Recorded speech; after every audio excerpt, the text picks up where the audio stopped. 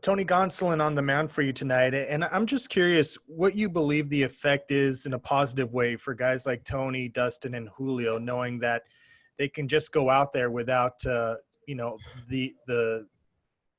cloud of making a mistake or having one bad start will send them to the bullpen. How much do you think just making the pieces to the puzzle fit has helped those guys? I see that, but I don't think that we ever kind of had an intention where if they had a bad start or appearance that changed their role. You know, when you have a lot of pieces and trying to kind of find a way for them to work, that was more of the drive. But certainly, you know, when you trade Ross and there's a little bit more of a runway and some clarity, but I certainly don't like to think of it as pressure or now lack of pressure. I just think that it should be the same mindset for these guys to go out there and pitch well until I take the baseball from them. You know, we have a lot of good pitchers, starting relievers, and, you know, roles as we look out are going to change, and that's just the way it goes. But, you know, our encouragement is to go out there and pitch as well as you can and compete. Is Tony a finished product, Dave? No, he's not. I think that, you know, the more, you know, I mean, you can say Clayton, you know, as Clayton is continuing to evolve. So if Clayton Kershaw is not a finished product, then Tony is far from a finished product, because you're always trying to get better, learn hitters, and as they continue to learn you, develop different pitches and sequences and all that kind of stuff. And just one last one. As far as Joe Kelly's throwing to hitters yesterday, how did he come out of it? How did he look to you? Joe came out of it healthy, which was the most important thing. You know, he's continuing to throw on Monday to hitters, but he's continuing to build up the arm strength and make sure the recovery is good. But as far as kind of, you know, the command, it wasn't where it needs to be. And, you know, right now it doesn't have to be there. But, you know, Monday for me is going to be a big test, because I expect the command to be more tightened up and the intensity to be ramped up. Next question is from Alanna Rizzo. Go ahead, Alanna. Dave, how important is it for particularly Dustin May and Tony Gonsolin to make sure that they have the confidence to bring that breaking ball around in an outing and use it in any count as they move towards the postseason to facilitate their fastball? Yeah, it's very important. And I thought Tony has done that really well with his split change and getting better with the breaking ball. Dustin did it as good as I've seen him ever do it with his slurve last night. I think that when you look out to the postseason, there's a balance between strengths, but also the predictability. And so there's so much more game planning. So to be unpredictable, to be able to use secondary to get back into counts or to get ahead in a count, it's really important. And to allow your fastball, which is the strength of both those guys, to really play up even more. Is Justin Turner progressing where you need him to be with that hamstring issue? Yesterday was a pretty good day. He took grounders on his knees. He threw out to about 120 feet, took swings in the cage, you know, did a little bit of moving around as far as kind of running with the strength guys.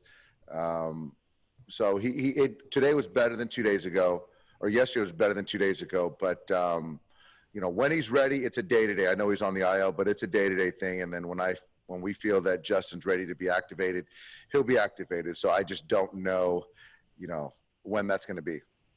And finally, regardless of the fact it's a 60-game season, you guys have matched a franchise record as far as a hot start with 30-10. Doing that in 162 or 60 is irrelevant. How pleased are you with the way that you guys have been able to win 30 games already in a variety of different ways as you push towards this final stretch? Very pleased. I am. I think that overall, like you said, we've won games in a lot of different ways, mainly pitching and defense. And I think this last few days just really impressed with the offense as far as the team offense. And I just really believe that, that's how you get across the finish line. So the pitching, the defense has been consistent, which I expect it to continue to be. But the at-bat quality, I think, needs to continue to stay where it's at. Thank you. Next question is from Jorge Castillo. Go ahead. David kind of just mentioned, the at-bat quality. I'm just wondering, when you guys are, at the top of the leaderboard as a team, when it comes to pitching and offense and everything seems to be going well, when you guys when you enter this final third of the season, like, what are you looking to solidify, improve upon, anything at all, or is it just a matter of staying healthy over these next 20 games? No, I mean, the health is going to, happen or not. I mean, I think that, you just got to bet on guys taking care of themselves and me not redlining guys, which we're not going to do. But I think for me, it's just on the offensive side, just the team at bats, winning 90 feet. Take what the pitcher gives you, whatever verbiage you want to use. But I think the slug, the homers, that'll be there. But I just think that, there's 27 outs and you just got to make it as tough on the opponent as you can. One more thing. I think the last 5 World Series winners have been the best in the league in terms of having the lowest strikeout percentages in offense. And you guys right now are fifth in the league. I'm just wondering if that's been a point of emphasis this season, cutting down on strikeouts. Well, I think our hitting guys, it's been a point of emphasis since the day they got here. I just think that our guys it's really starting to land with them. Certainly Mookie's voice, Justin's voice has certainly helped because ultimately the players got to buy into making adjustments at the plate and swinging at strikes. And so credit to all those guys. Thank you. Got a question from Ron Kavner. Go ahead, Ron. Hey, Dave, Will's hit the ball hard really all year, but wasn't necessarily rewarded for it very often early on. And in the last few weeks, he's started to. Is it just been a matter of those hard hits dropping? Has you see anything different from him in the last week or so? I haven't seen anything different. Will's done the same thing all year long. He was one of the unluckiest hitters in the big leagues, quality of contact, at-bat quality, exit off the bat. So all that stuff. So I think I just applaud him for not changing because a lot of times, certainly young players, when they don't get the results, they start to change and chase results where Will speaks to his maturity that he hasn't changed at all. He's had probably, for me, he's with Mookie as far as the best consistent approach at bat quality from the beginning of the season to now. So that's he's in pretty good company. Thank you. Next question is from Ken Gurnick. Go ahead, Ken.